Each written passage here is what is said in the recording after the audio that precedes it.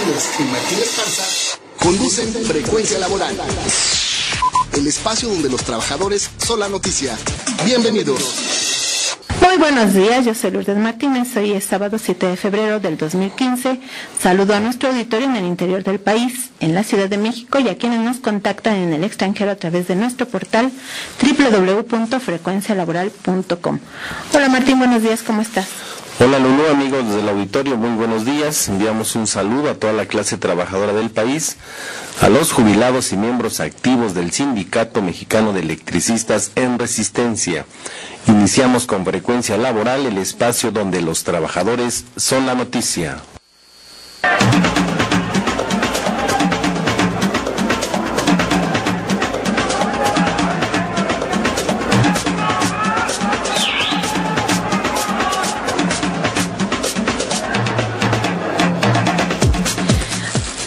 A la Constitución mexicana se le han hecho en los últimos 2 sexenios 153 reformas.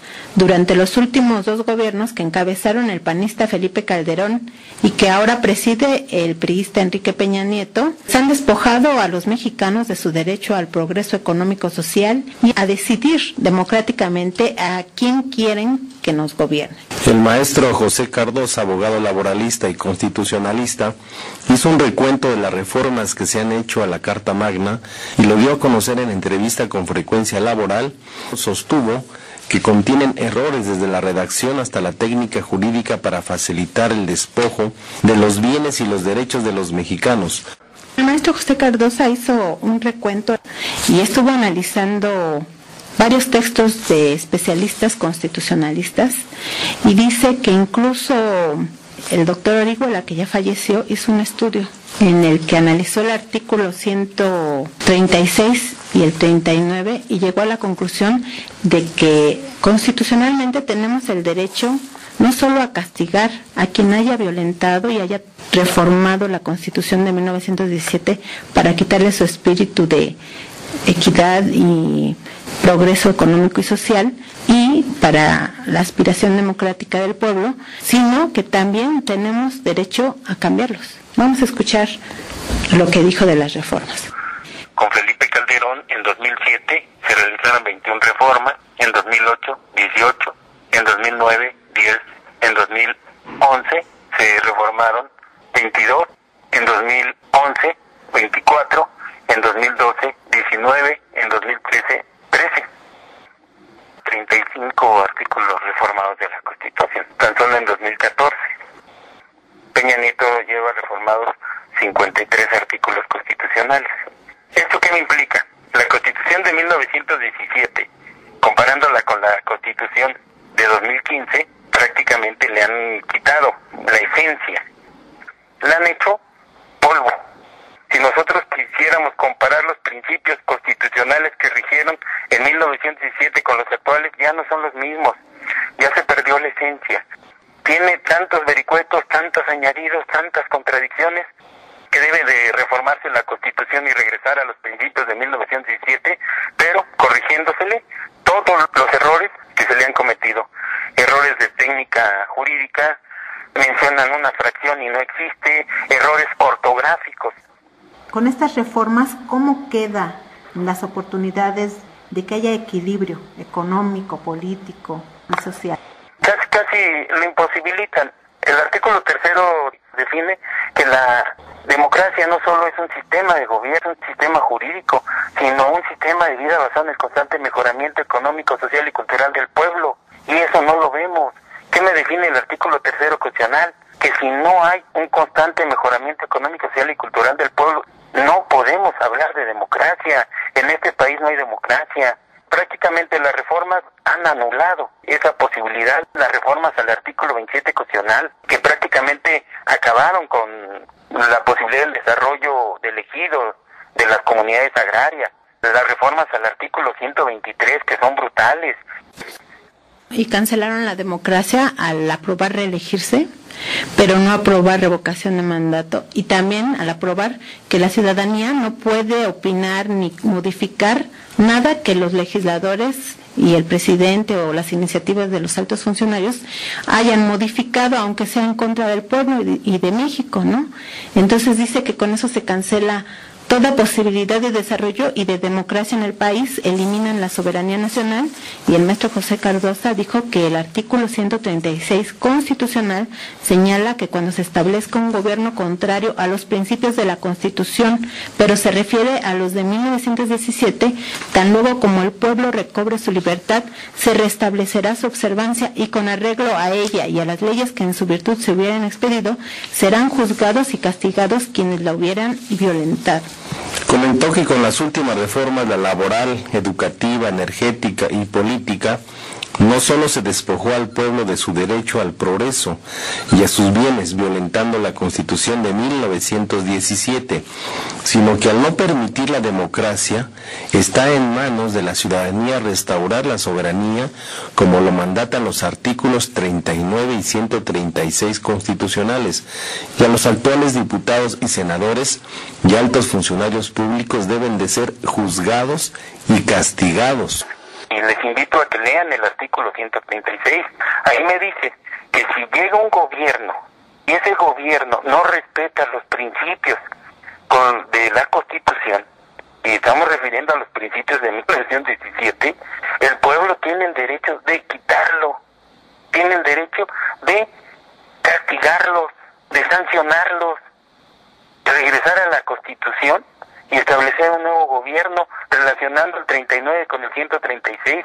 Es el derecho a la revolución. Esto lo pueden encontrar con el mejor constitucionalista, el doctor Ignacio Burgor Iguela, en relación al derecho que tienen todos los pueblos a la revolución, el derecho que tiene todo el pueblo a quitar a los gobiernos, y está garantizado a nivel constitucional. Si ellos no nos dan derecho a opinar sobre sus reformas, nos están induciendo a que al cerrarnos esto, quitarnos la soberanía, al quitarnos el derecho a tener educación gratuita, al tener servicios de salud suficientes, nos están obligando a castigar a esos malos funcionarios.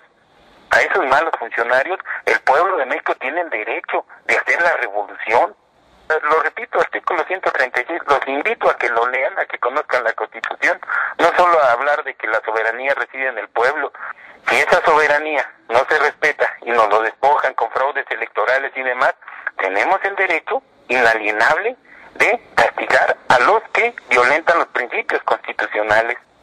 Y el artículo 28 constitucional, con el que quitaron la prohibición de privatizar los bienes energéticos y los bienes del subsuelo, dice que tiene errores graves y que prácticamente pues hacen imposible una defensa para la sociedad.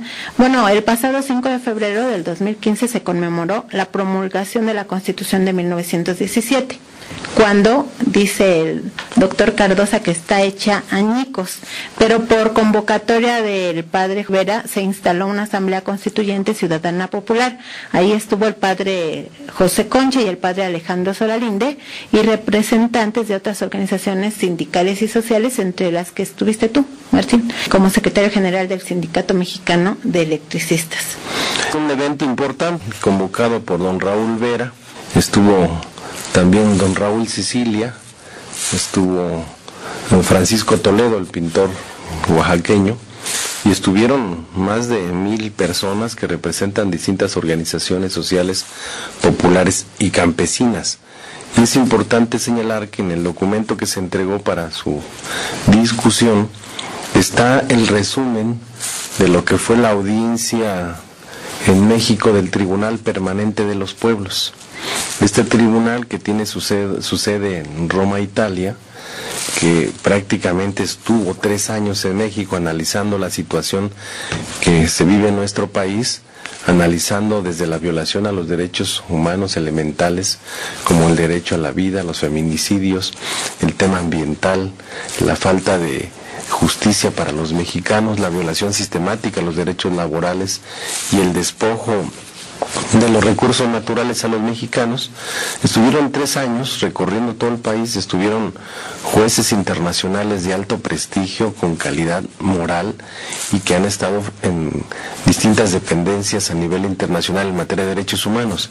A partir de la audiencia final, sentencian al Estado mexicano, donde dice que hay un desvío de poder por parte del Ejecutivo. El Ejecutivo no obedece a los intereses de los mexicanos, el Legislativo tampoco, y la Corte ha permitido toda esta serie de atropellos, que si nos ponemos a enumerar aquí toda la serie de violaciones a los derechos fundamentales de los mexicanos, la Suprema Corte de Justicia, que no es cualquier poder, sino es el que tendría que mantener el equilibrio entre los dos poderes, prácticamente hoy está subordinada a los intereses del gobierno en turno, o del presidente en turno, y también está subordinada a los intereses de las multinacionales.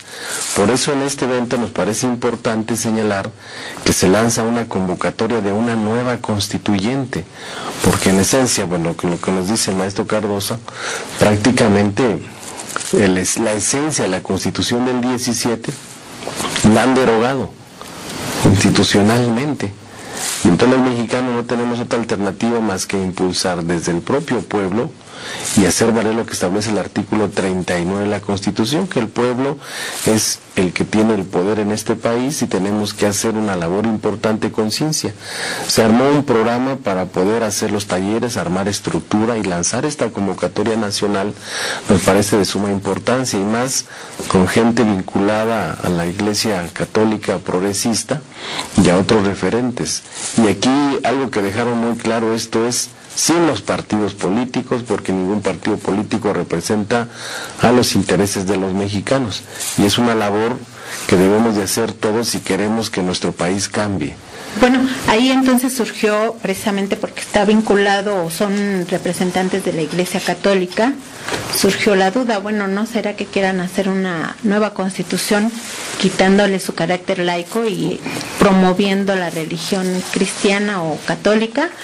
Y lo que dijo el padre Vera fue que no, que lo que a él le motiva es reinstaurar la justicia social, porque todos los cambios que se han hecho han sido para despojar a los pueblos de sus bienes, como con las mineras, ¿verdad? Que llegaban y arrebataban, quitaban a los pueblos, les quitaban hasta sus centros ceremoniales y sus tierras para trabajar, y no solo las mineras, también ahora ya se aprobó que se haga lo mismo con las petroleras, y ya se aprobó con la ley secundaria energética. Entonces hasta el nombrecito, ¿no?, le pusieron contratos de servidumbre, y si a cualquiera petrolero o minero, magnate por supuesto, le interesa un territorio, basta con que diga, bueno, quiero hacer exploración ahí, y te despojan sin derecho a defenderte. Sí, declararon de utilidad pública todo el territorio, y eso quiere decir que, pues si a alguien le interesa la tierra, como lo has mencionado, pues prácticamente ya no va a haber forma de cómo hacer que te respeten tu tierra. La única forma es la organización que hemos aquí estado mencionando de manera permanente.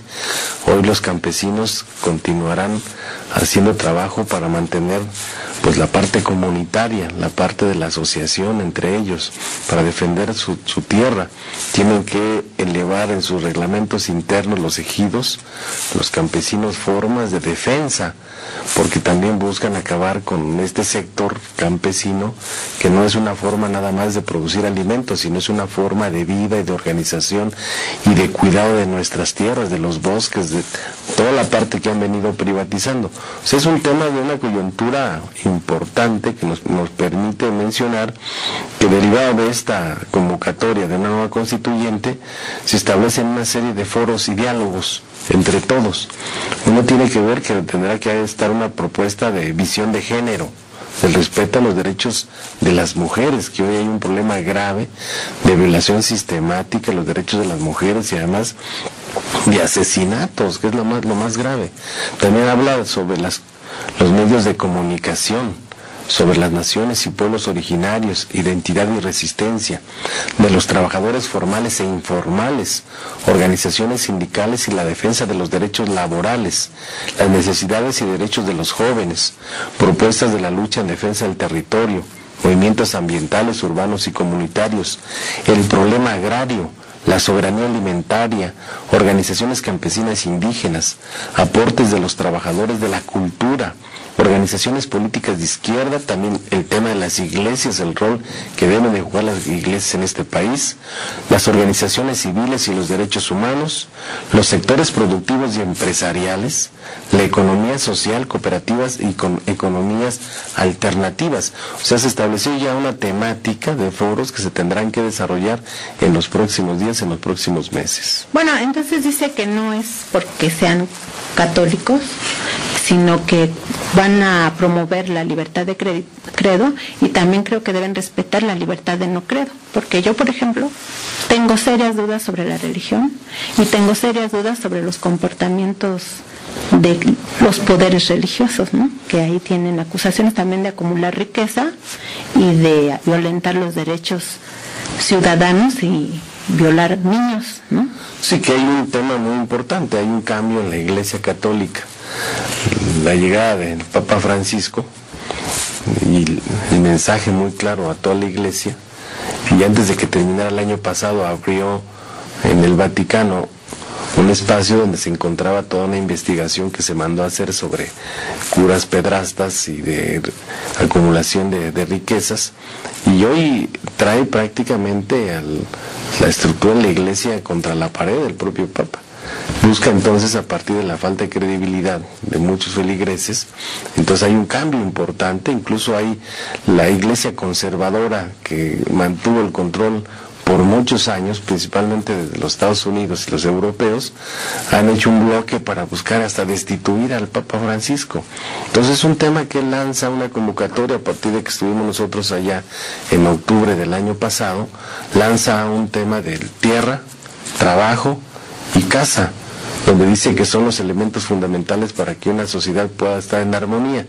Y además de todo el diagnóstico, llama a todos a levantar la voz, a no quedarse cruzado de brazos y a luchar por cambiar las condiciones que están con esta política capitalista, porque han puesto, dice él, han puesto, y lo sabemos todos, los capitalistas en el centro del universo, al Dios dinero por encima de la humanidad. Y si esto continúa, pues prácticamente una generación de jóvenes se va a perder.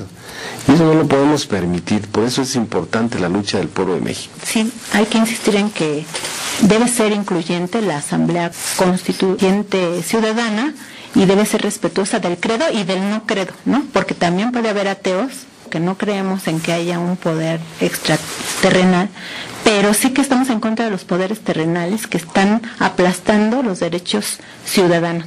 Pero bueno, pues el padre Raúl Vera, él dice que no lo está haciendo como padre, sino porque como padre ha visto tanta injusticia que él está haciendo un llamado a acabar con la injusticia. Vamos a escuchar.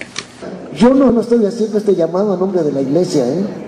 Esto es dentro de la imperiosa necesidad que yo he visto.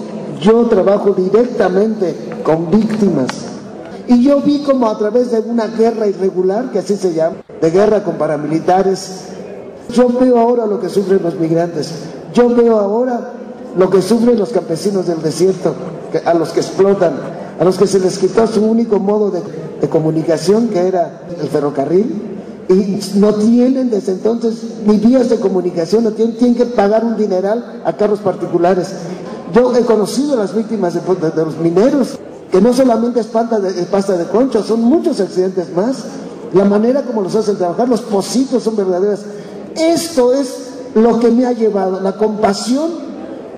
Entonces, mi conciencia de un sacerdote, a mí me lleva a esto, pero yo no estoy haciendo una arenga a nombre de la Iglesia. Bueno, ya también entrevistamos al padre Alejandro Solalinde, quien dijo que la nueva Constitución se propone incluir que emane del pueblo y del pueblo pobre, ¿no? Y que participen pues todos los que quieran hacerlo, mujeres, hombres, niños, porque ellos dicen que van a tomar muy en cuenta la opinión ciudadana. Si hemos oído bien el clamor de la gente, esta propuesta de la constituyente tiene que ser una respuesta a la búsqueda y a los anhelos de cambio, a la sed tremenda de justicia de la gente. El reto más grande no es qué bien organicemos esta propuesta, cómo la llevemos a bien, la logística y todo, sino la respuesta de la gente. Si la gente entiende bien, comprende bien lo que tratamos de hacer y que queremos ahora hacer un nuevo México a partir de la gente pobre, de la gente excluida, de la gente que no participa, entonces creo que vamos a encontrar una buena respuesta. La medida va a ser la participación ciudadana de la gente, se les va a oír, vamos a ir, como dice Raúl, a ver cómo le hacemos, pero vamos a ir llegando, no físicamente nosotros, pero todos a través de una buena organización, a escuchar y a recoger la opinión que para nosotros es muy importante. Vamos a hacer lo que no hicieron los 3 niveles de gobierno, lo que no pudieron hacer, especialmente los legisladores que no representan ya a nadie. Estás escuchando Frecuencia Laboral con Lourdes Martínez y Martín Esparza. Seguimos. Tenemos preguntas del auditorio. Ernesto Hernández, son de la semana pasada, dice que varios secretarios demuestran su incapacidad y son los que gobiernan junto con los diputados y senadores. Víctor Manuel García dice que cortaron la luz en la colonia Cuauhtémoc, que habló a la Comisión Federal de Electricidad y le dijeron que para que atendieran su llamada tenía que mostrarles su recibo de luz o darles el número de recibo, que si no se los mostraba no me atendía y que no era su problema. Ernesto Brambila envía saludos a Martín y a toda la mesa. Y Ángel Cervantes dice que la justicia social solo se logrará cuando cada quien ejerza la legítima defensa social en forma individual. Daniel Gutiérrez Carvajal, jubilado del ESME, pregunta si habrá un plazo para que funcionen las especialidades en la Clínica 26. Bueno, ahí tenemos funcionando el área de urgencias y tenemos un programa para abrir por lo menos 6 especialidades. Esperamos que próximamente les demos noticias sobre cuáles serían las especialidades y en qué plazos se estarían abriendo. Ignacio Hernández de Cuautitlán dice: en la marcha del pasado lunes 26 había gente con camisolas, con el logotipo del ESME y que estaban empujando a otras personas. Bueno, si no podemos que en las movilizaciones haya empujones porque eso genera más violencia y además ya la gente deja de ir por la inseguridad. Entonces hay que hacer un llamado a todos los que participan en las movilizaciones que deben de ser civiles, pacíficas y deben de portar su logotipo para que sean identificadas. Y también a los que invitan a periodistas son muy inclinados a agredirnos y no miran a quién ni nos conocen y nos andan agrediendo hasta los que estamos simpatizando con ellos, verbal y físicamente, ¿no? Y sí se dio algo de eso en la reunión, desafortunadamente, de la Asamblea Constituyente por parte de personas que estaban ahí en la logística. Desafortunadamente, digo, porque no nos conocen y nos agreden a todos, como nos acusan de agentes de gobernación, en fin, y de cínicos y sinvergüenzas. Y digo yo, pues a mí me indigna, yo pertenecía a la Comisión de Defensa de los Derechos de los Periodistas, y me indigna que venga de parte del poder, pero me indigna más cuando viene de parte de quienes están diciendo que luchan por la justicia, porque entonces se comportan en ese terreno igual. Y yo digo que ahí deben tener cuidado, porque no todos los periodistas le servimos al poder, y sí hay quien lo hace. Sí, son muchos más de los que yo me imaginaba ahora ya identificándolo, pero no somos todos, pero agarran parejo, ¿no? Y hasta a mí me toca. Y es que ahí también hay un tema de logística. Había un programa en ese evento y había una rueda de prensa programada a las 3 de la tarde y en el programa lo decía. Entonces cuando se empieza lo de las mesas, pues sí hubo un movimiento para sacarle la entrevista a don Raúl Vera y el señor decía, pues espérense que sea hasta como se dijo, y bueno, faltó ahí como que más coordinación. Sí, y alguien que comprenda los tiempos y las actividades de un periodista, porque también, bueno, el padre Solalinde fue más flexible, ¿no? Y incluso nos dijo, bueno, yo sí entiendo que aquí puede haber agentes de gobernación, de la CIA y de todos lados entre nosotros, pero pues hay que decirle a los que no son lo que está ocurriendo. Y yo estoy más de acuerdo con esa posición, a que agarrar parejo a todo el mundo, porque entonces te empiezan a empujar y agredir verbal y físicamente a quien ni siquiera es su enemigo. A lo mejor no es su amigo, pero por lo menos está dispuesto a informar. Y con eso pues ya nos ahuyentan, porque pues si vas a ir a que te den de cocolazos, no tiene mucho sentido. Entonces sí hay que tener cuidado y que busquen que los que manejan la logística también conozcan. Sí, también hay que dejar muy claro que la intervención de don Raúl Vera dio toda la tesis sobre la nueva constituyente, que eso era lo relevante. Y de repente es que ¿qué noticia o qué entrevista le puedes sacar después de que habló más de 40 minutos? Cuando les das una entrevista, entonces desvirtúan lo que se está diciendo, el sentido del foro. Y el sentido del foro era dar a conocer un programa que hizo una excelente exposición, es una crítica muy dura a los poderes del Estado y a la clase política y los partidos.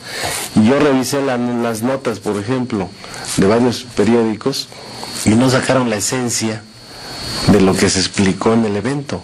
Entonces ahí también vemos que ha cambiado el tema del periodismo objetivo en cuanto a que dicen lo que quieren decir. De repente los periodistas te dicen, es que mi jefe de redacción cambia la nota. Y al final los que escuchan, los que leen, los que ven la noticia tendrían que hacer su sano juicio para ver qué fue lo que sucedió. De lo que pasó en el evento, casi nadie replicó la esencia del por qué la necesidad de convocar al pueblo de México a una nueva constitución, y lo establece perfectamente a partir de los elementos que da el Tribunal Permanente de los Pueblos. Esa es la otra parte de la democracia del periodismo, que hoy se ha convertido la mayor parte de periodistas pues en vender amarillismo, lejos de vender o de implicarle a la sociedad un elemento para que tengas un mayor análisis, ¿no?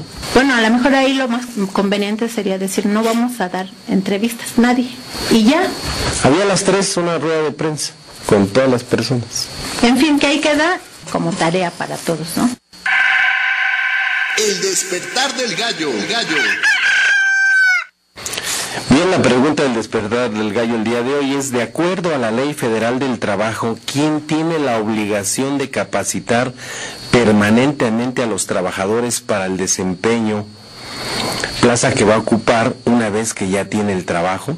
Y lo invitamos a que visite nuestro portal www.frecuencialaboral.com. Derecho y justicia para los trabajadores. Licenciado Jesús Luna, buenos días. ¿Qué tal, Martín? Un gusto saludarlo. Pues hay bastante información y bastante debate, es muy importante, ¿no? Hay varias preguntas también, nos llama Areli Cruz, solicita le puedan apoyar. Dice que comenzó a trabajar y a cotizar al IMSS en el 2003. Anteriormente, donde trabajaba, no le dieron seguro social. Actualmente tiene 62 años y quisiera jubilarse, pero fue al IMSS y le dijeron que no tiene derecho. ¿Qué puede hacer, licenciado? Pues yo creo que lo primero que tendríamos que es tratar de adherirnos, participar en esta convocatoria de la nueva constituyente, porque precisamente lo que está padeciendo Areli es una de las reformas que se hicieron a la ley del Seguro Social en 1997. Recordaremos que en esa fecha en que se reforma la ley del Seguro Social, se establecen nuevos criterios para que la gente pueda pensionarse. Es decir, anteriormente un trabajador, por el hecho de tener 500 cotizaciones, adquiría el derecho a tener una pensión por cesantía en edad avanzada o vejez. Con la reforma se requieren 1.250 cotizaciones. Por lo que refiere la señora Areli, pues tendría 11 años cotizando, 12 años, y no alcanza las 1.250 cotizaciones que se requiere para poder tener derecho a una pensión. Es más, incluso con esa antigüedad que tiene trabajando, no alcanza ni el derecho a disfrutar que el Seguro Social le pueda dar asistencia médica, porque recordemos que se requieren más de 750 cotizaciones para tener exclusivamente derecho a poder recoger lo que ella tenga aportado en Seguridad Social. Y si tiene más de 1.200 cotizaciones, tiene el derecho a que le den asistencia. Menos de 1.250, tiene derecho a que le den asistencia médica. Lamentablemente creo que no va a poder hacer uso de ese derecho que se perdió para muchos mexicanos, trabajadores. Y tiene dos opciones: o seguir trabajando, o que luchemos conjuntamente para echar abajo esas reformas que han lastimado a gran parte del pueblo y a los trabajadores especialmente. Bueno, ¿y sus teléfonos, licenciado Luna? Es 5516-779788 o a través del correo de Frecuencia Laboral. Estamos a sus órdenes.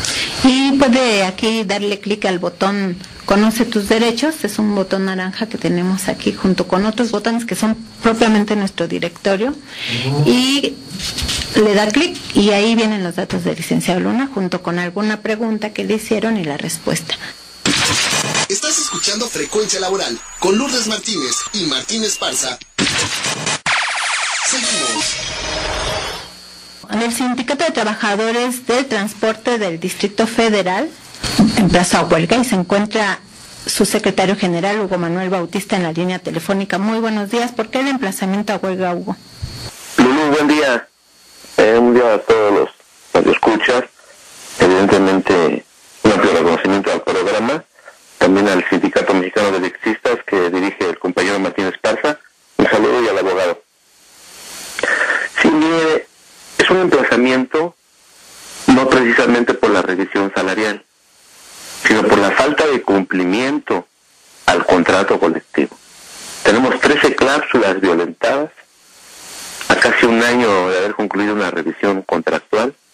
La administración del organismo de la red de transporte de pasajeros ha incumplido totalmente estas cláusulas, ¿verdad? Son, entre ellas, el no respeto a la autonomía sindical, el no respeto al pago de toma de alimentos, el tiempo extra que se ha generado no lo quieren pagar cuando ellos quieren. Sí, la invasión de los carriles contraflujo, tenemos una cláusula transitoria en la cual hemos tenido accidentes y problemas por no hacer esas gestiones la administración ante las instancias correspondientes. Descuentos indebidos a los sueldos de los trabajadores y trabajadoras. También existe una cláusula en la cual a los 2 días después de que hay un error aritmético se debe reparar el daño, o sea, es decir, regresar el dinero. No lo hacen, tardan hasta meses para hacer esa reparación. Entre estas, muchas, hay una muy sobresaliente para nosotros, para el sindicato, desde nuestro punto de vista es la más importante. La reparación de las unidades que se deben dar de manera inmediata para cumplir con el decreto de creación a los miles de usuarios que están en espera de un transporte, sobre todo económico. Hemos dado bastantes elementos cómo poder habilitarlos, sin embargo hay emperos por parte de la administración y ese tema lo vamos a plantear también en esta revisión y evidentemente le vamos a llevar un documento al jefe de gobierno, porque es un punto nodal. Sin materia de trabajo, pues evidentemente nos pone en unas circunstancias muy complicadas a los trabajadores y trabajadoras y por ende no podemos brindarle servicio oportuno a los ciudadanos de esta ciudad. Hugo, pues vamos a estar muy pendientes de su emplazamiento a huelga y les deseamos muchísima suerte. Y muchas gracias por la llamada. No, al contrario, gracias a ustedes y nuevamente un reconocimiento al programa. Quiero decir que fue antier fue cuando se emplazó y bueno, pues nosotros no quisiéramos hacer esto, los trabajadores y trabajadoras, pero la administración nos está orillando a hacer este conflicto. Vamos a publicar su emplazamiento aquí en nuestro portal y nos vamos a más información. En 1800, a mediados de 1800, se empezó con la participación de las mujeres en la producción industrial y su participación en una serie de luchas sociales que se dieron ahí, armadas y no armadas, en las que participaban las mujeres. Se empezó a hablar de un término de si la mujer había cambiado y si había una mujer de nuevo tipo. Eso más o menos a mediados de 1800 surgieron organizaciones pues muy de avanzada en las que la mujer tenía muchísima participación. En los tiempos de la Revolución Mexicana en 1917, cuando podían verse en los carros de ferrocarril a soldaderas armadas con cananas, mientras que en otras partes del mundo, como Rusia, también había revolución. Y Alejandra Kollontai, en 1921, hizo un libro en el que afirma que la mujer de nuevo tipo es aquella que defiende sus derechos, ahora diríamos sus derechos humanos, y que casi con una determinación viril reclaman sus derechos cuando no los tiene o cuando se los han quitado. ¿Qué ha pasado desde entonces? ¿Predominó en México la mujer de nuevo tipo o predomina la violencia contra los derechos de la mujer? Para hablarnos del tema se encuentra en el estudio Viviana Chávez, de la iniciativa Por el México que nos vio nacer, Bienvenida al ring laboral. El ring laboral. ¿Cómo estamos? ¿Avanzamos o regresamos? ¿O cómo? ¿Qué fue lo que pasó? Primero quiero darles las gracias, licenciado Esparza, Lourdes, por la gran oportunidad y a todos los que nos escuchan a nivel nacional. Mira, nuestras luchas siempre han sido establecidas de un punto, tener un equilibrio, ¿no? Lo que las mujeres como nosotros lo vemos.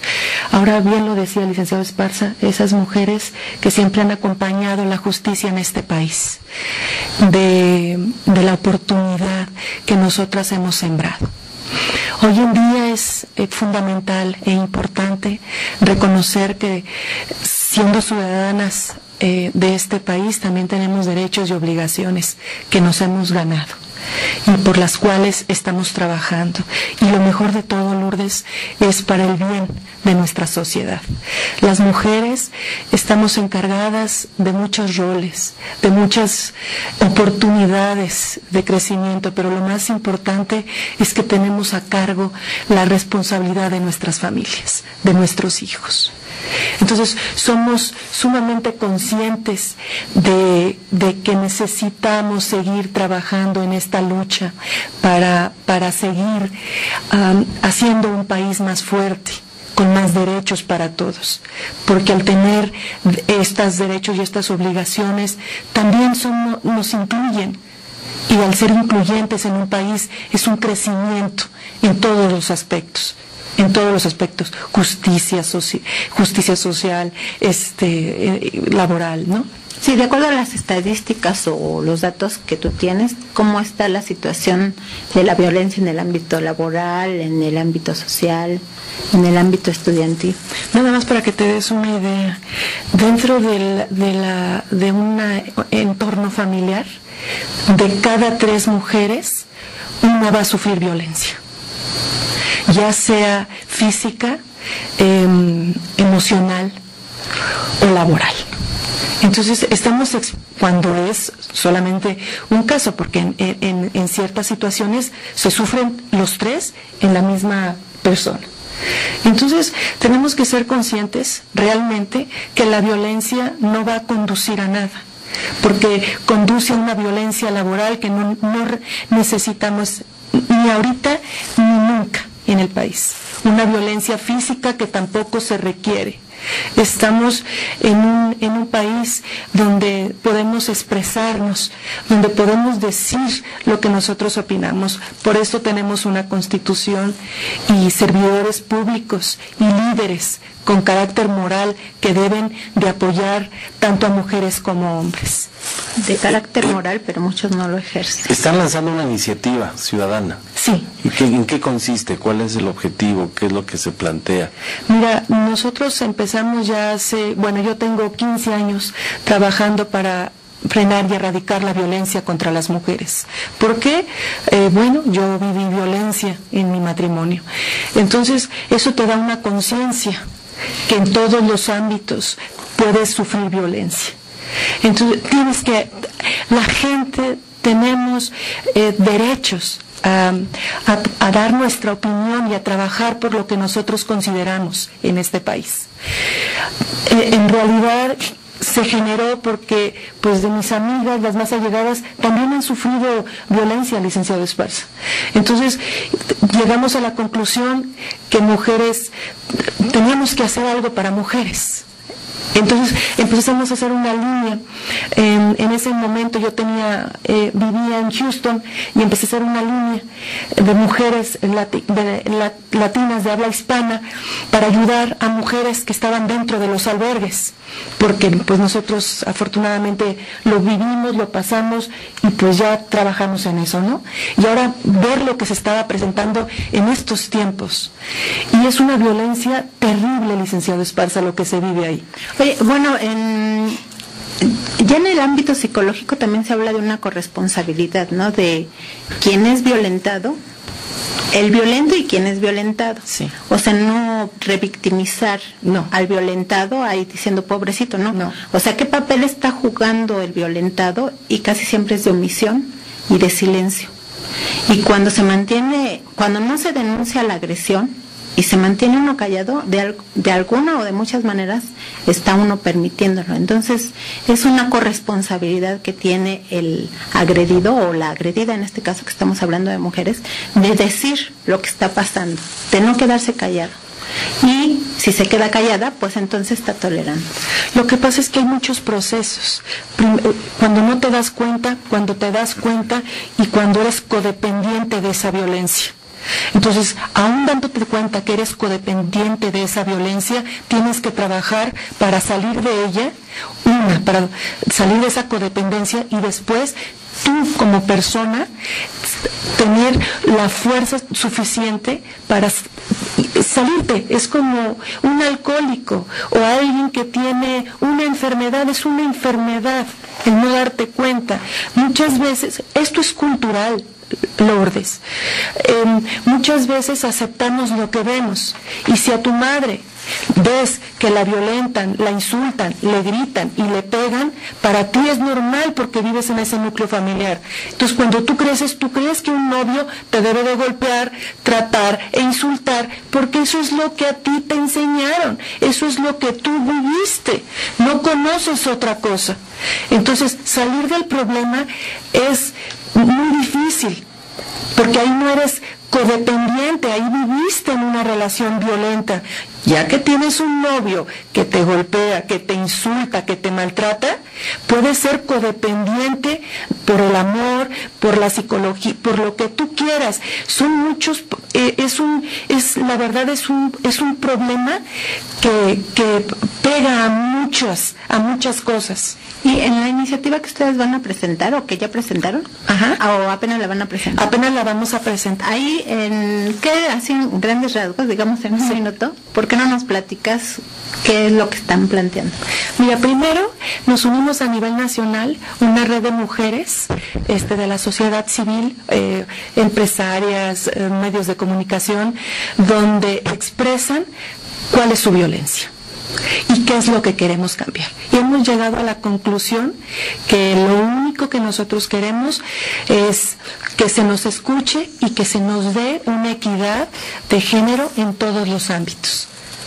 Así, bueno, algunas que son servidoras públicas, otros que son empresarias, pero en cada ámbito tengas esa oportunidad de ser escuchada y que la ley te permita tener los mismos derechos.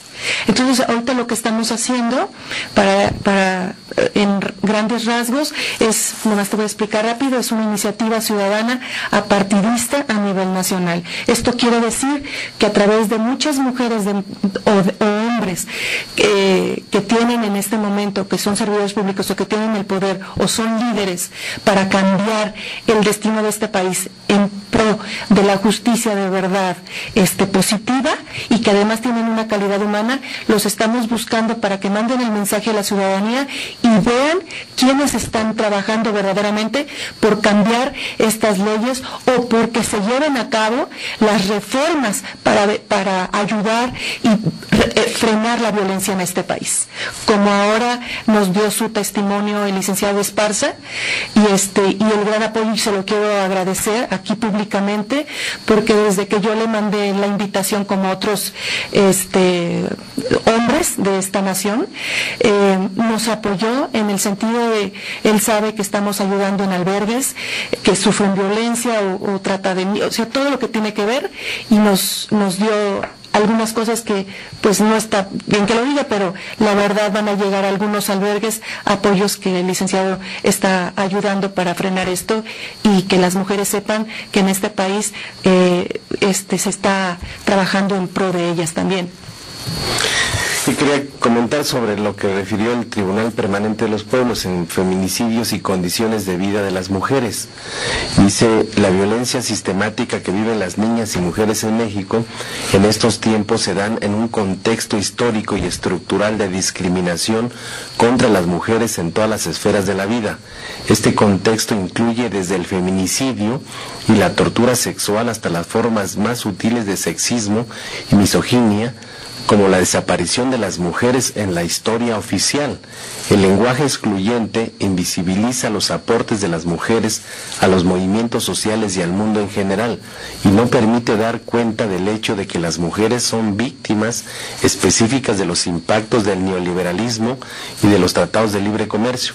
En este marco, el Estado incumple de manera directa su obligación inmediata de erradicar todas las formas de discriminación contra las mujeres y las niñas. Se advierte un patrón de impunidad y permisividad social dentro de una cultura que se traduce en una misoginia institucional y social. Fue lo que dictaminaron los jueces del Tribunal Permanente de los Pueblos. Es una referencia, pero hay toda una sentencia que vale la pena subir a nuestro portal. Bueno, la vamos a subir. Y lo que les quiero comentar es que nosotros tenemos la campaña de Prohibido Olvidar. Prohibido olvidar nuestros antecedentes, las agresiones que hemos sufrido y, sobre todo, prohibido callar. Eso es lo que nos debemos proponer. Ya denunciar a cada momento las injusticias y las agresiones que estamos sufriendo. Estás escuchando Frecuencia Laboral con Lourdes Martínez y Martín Esparza. Seguimos.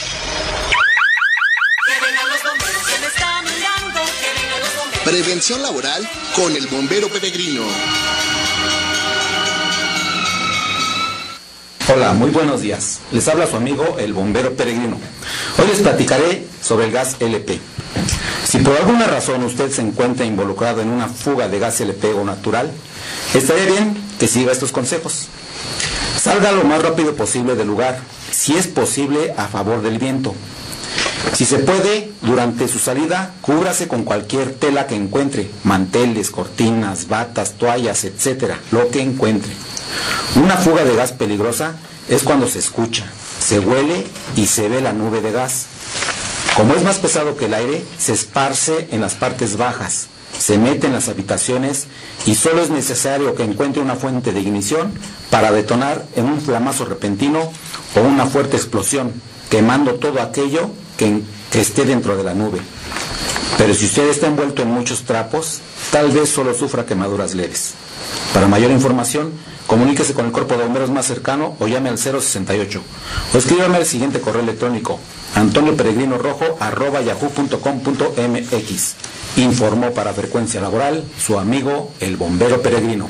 Y nos vamos con llamadas del auditorio. Pablo Valencia dice que lo mejor es que se haga una nueva constitución porque los partidos políticos la han violado. Martín, y todos los que queramos participar, ¿cómo podemos hacerlo? Tenemos, bueno, aquí la convocatoria que aquí la traemos, que vale la pena que la podamos subir, habla de un correo electrónico y una página ya para poder participar.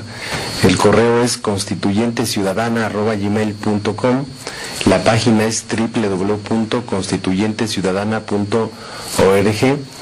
Y aquí vamos a ver que ya hay programado varias actividades de foros para hacer estructuras, para poder hacer la siguiente reunión, porque habrá una reunión del qué va a pasar con el proceso electoral.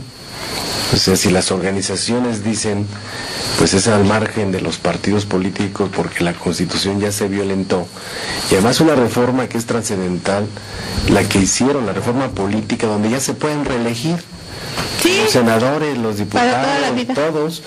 Y entonces eso fue uno de los motivos del inicio de la revolución en 1917, el sufragio efectivo, no reelección. Y ya se imagínate Javier Lozano religiéndose de senador de la República, ¿no?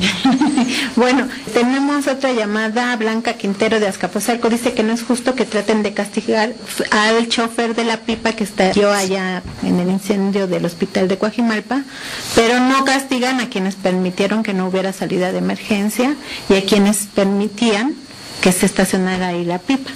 Huicho Flores de Tlaxcala: debe de aplicarse el artículo 136 constitucional. Saluda a Martín y a todos los que estamos, dice, de parte de los músicos ambulantes de Tlaxcala. Rocío Aguilar dice: lo que los partidos políticos hacen es dividir a la gente. Bien dicen, divide y vencerás. Mientras como pueblo no nos unamos, no vamos a salir adelante. Elia Soloria de Iztapalapa: ¿qué va a pasar con la reinserción laboral de los trabajadores en resistencia del ESME? Bueno, queremos señalar que hubo reunión con Gobernación el pasado jueves y prácticamente tenemos un esquema que ya fue discutido en nuestra asamblea de noviembre del año pasado. Esperamos que esta semana el gobierno ya tenga el acuerdo que permita la constitución de la empresa de generación eléctrica y la entrega de las fábricas y los talleres para poder crear una cooperativa de producción. Ese fue el esquema que discutimos en la asamblea. Entonces vamos a informar el miércoles en la asamblea de jubilados, pero sí les pedimos a los trabajadores que se mantengan atentos a los comunicados y también informar que la semana pasada entregamos el incidente de liquidación, que es un tema de un juicio de la demanda que metió el gobierno para la terminación de las relaciones individuales y colectivas, y con esto lo que hicimos fue evitar la prescripción del tema de nuestros derechos establecidos en la propia Ley Federal del Trabajo. Como ya no da tiempo, ahorita al final te hago una entrevista y la subimos al portal para que les puedas explicar más a fondo a los trabajadores afiliados al ESME qué es lo que va a pasar, la última información. Por lo pronto nos vamos rápidamente a informar que directores y actores de teatro acusaron a los directivos del Instituto de Seguridad Social al servicio de los trabajadores del Estado de pretender vender un teatro como si fuera un teatro privado y es un teatro público. Lo que estuvieron comentando es que ese teatro se lo quieren vender a Walmart, cuando se trata de una cosa que es pública y que se ha mantenido con recursos públicos. Ahora sí vamos a escuchar. Alberto Aguayo, soy director, productor y actor de teatro. Nos enteramos alrededor del 11 de enero que el Teatro Jiménez Rueda se iba a demoler, porque el ISSSTE lo había vendido. ¿Y a quién se lo vendió? Eso es lo que estamos investigando. Hemos metido escritos al registro público de la propiedad y simplemente hemos encontrado negativas a esa petición. El Teatro Jiménez Rueda ciertamente está en un inmueble que pertenece al ISSSTE. El ISSSTE, sabemos, pertenece a la nación. No es un particular vendiendo un inmueble, un terreno. Hasta el día de hoy nos enteramos por boca de la Secretaria General de la Sección 22 de Trabajadores del INBA que ese inmueble realmente pertenece al INBA. Luego entonces el ISSSTE no puede vender a lo que no es suyo. Es decir, Walmart o quien sea que está atrás de este asunto le va a dar un terreno al ISSSTE para construir otro edificio en otro espacio. A ciencia cierta, no lo sé. Yo afirmo que es Walmart porque se filtra la información. ¿Cuántos actores, directores, todo lo que se mueve en el teatro se quedarían sin empleo con esta venta? Miles. No tan solo hablamos de actores, de directores, sino de gente que vive a segundas manos de lo que es el teatro. Estamos hablando de técnicos, a los de Teus. ¿Y el teatro, cuando ustedes lo requerían para una obra, lo rentaban o se los prestaban? Ese es otro grave problema. Generalmente los teatros que pertenecen al IMSS, que pertenecen al ISSSTE, son rentados. Y no debiera ser porque tienen un recurso federal para mantenimiento del mismo teatro. Por ejemplo, el Félix Azuela cobra una renta de 4,500 pesos por función. El Teatro Hidalgo, la renta del teatro te cuesta 20,000 pesos por día, para proteger los intereses de OCESA, porque OCESA lo tiene en concesión. Bueno, como nos está comiendo el tiempo, lo que dicen es que le han concesionado 70 teatros que son públicos a una empresa que se llama OCESA y a algunos directores ricos de teatro, y resulta que los manejan como feudo privado y no como recurso público. Entonces también van a ver eso, lo dijeron después en una entrevista, después de una conferencia en el Senado de la República, y trabajadores de la Dirección General de Educación Técnica Industrial están pidiendo justicia porque denunciaron que se usan los recursos de la Dirección General de Educación Técnica Industrial para las campañas políticas del PAN. Eso lo hicieron ante la PGR y en lugar de hacer justicia despidieron a los maestros que firmaron el documento de denuncia, pero ya no da tiempo de más. También hice una entrevista a los del movimiento migrante mesoamericano, pero esa ya la pasaremos la próxima semana porque ya es hora de despedirnos. Bueno, nos escuchamos en la próxima emisión de Frecuencia Laboral, el espacio en donde los trabajadores son la noticia. Buen fin de semana. Frecuencia Laboral. Escúchanos el próximo sábado de 7 a 8 de la mañana por el 760 de AM.